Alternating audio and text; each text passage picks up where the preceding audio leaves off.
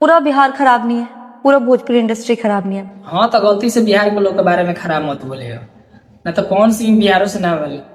पवन सिंह हुआ आ रहा के उन्होंने सॉरी बोला, उन्होंने सॉरी बोल दिया। उनको लगा कि हाँ चलो उसको बुरा लग रहा है तो सॉरी बोल लोग जितने लोग ये वीडियो देख रहे हैं, वीडियो को शुरू से अंत तक देखिएगा। आपसे एक रिक्वेस्ट करना आया हूँ मैं। जो लिख लिख के डाल रहे हैं छू दिया तो क्या हो गया, यहाँ तो चुम्मा भी कॉमन है, यहाँ तो ये भी होता है, यहाँ तो वो भी होता है भोजपुरी इंडस्ट्री में। शेयर करें ताकि 2K सब्सक्राइबर हो जाए और भोजपुरी का इतना अच्छा अच्छा इन्फॉर्मेटिव वीडियो मैं लाऊंगा।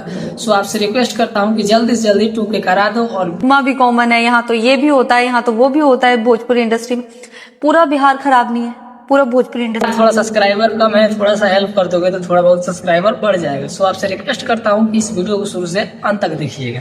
उन्होंने सॉरी बोला, उन्होंने सॉरी बोल दिया। उनको लगा कि हाँ चलो उसको बुरा। जब से ये वाला घटना हुआ है तब से अंजलि राघव भी पगला गई है और जहां तहां बयान दे रही है। और उन्हीं में से एक निकल के इनका बयान सामने आया है जिसमें बता रही है कि पूरे बिहार के लोग खराब नहीं है। होता है भोजपुरी इंडस्ट्री में।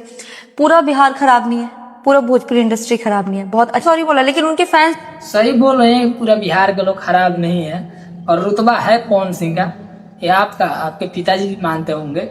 रुतबा तो है पवन सिंह का। मान लीजिए आपको जब पता था कि इतना बड़ा इशू नहीं है, इतना बड़ा मैटर नहीं है, तो आप तो लाइव आई ना। पवन सिंह लाइव नहीं है, लाइव आप आई, लाइव आप आए, पवन सिंह को बताए कि हाँ हम आप ये गलत टच किया है। पवन सिंह आपसे पहले माफी मांग चुके थे, आप आकर विवाद बढ़ाए।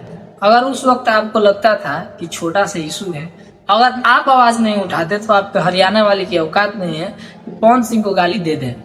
आपके आवाज उठाने से, आपके लाइव आने से पवन सिंह को गाली दिया गया है। आप भी इस बात को मानती हैं, सब मानिए कि अब आपके वजह से पवन सिंह ने गाली सुना है। आप यहाँ क्यों मान रही है कि छोटा सा इशू था? आपको तो वहां मानना चाहिए ना, लाइव आने से पहले सोचना चाहिए कि अगर हम लाइव आते हैं तो इसका अंजाम क्या होगा। ये तो आप यहाँ